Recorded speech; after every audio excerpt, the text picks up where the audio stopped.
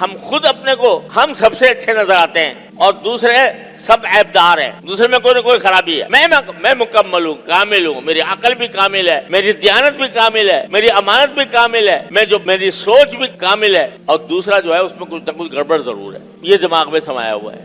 کاہے کی وجہ سے؟ بدگمانیوں کی وجہ سے، بدگمانیوں کی وجہ سے۔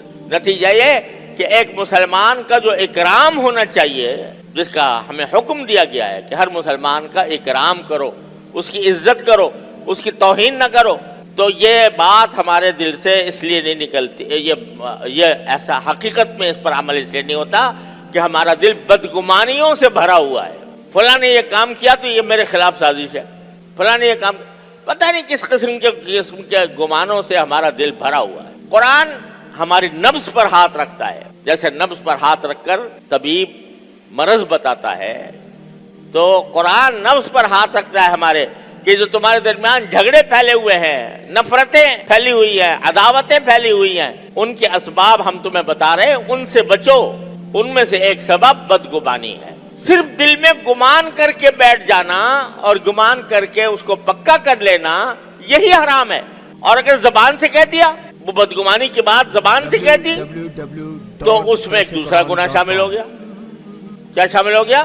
غیبت شامل ہو گئی، ڈبل گناہ ہو گیا۔ ایک بدگمانی کی، دوسرے اس کی بات کو ظاہر کر کے غیبت کر دی، دو گناہ شامل ہو گئے۔ اور دونوں گناہ ایسے کہ جو حقوق العباد سے تعلق رکھتے ہیں اور ان کی معافی بغیر اس کے معاف کیے ہوئے نہیں ہو سکتی۔ اللہ تعالیٰ کہتے ہیں میرا تم نے کوئی حق پامال کیا، تم نے توبہ کر لی، معافی مانگ لی، میری طرف سے معاف، لیکن میرے بندے کا حق اگر پامال کیا تو صرف توبہ سے معافی نہیں ہوگی، پہلے اس بندے سے معافی مانگو، وہ تمہیں معاف کرے، اور اگر اس کا حق کوئی واجب ہے تو اس کا ادا کرو، اور اگر کوئی ایسی بات کی ہے کہ جو اس کے لیے تکلیف کا سبب ہوئی ہے تو اس سے معافی مانگو، اس کے بغیر معافی نہیں۔ ایسے گناہ ایک سیکنڈ میں سرزد ہو گیا۔ بدگمانی ہوئی، اس بدگمانی کو زبان سے نکال دیا، غیبت ہوئی، اور اگر مجمع کے سامنے کہہ دیا تو اس کے معنی یہ کہ اس غیبت کی تشہیر کر دی آپ نے، اور زیادہ گناہ ہو گیا۔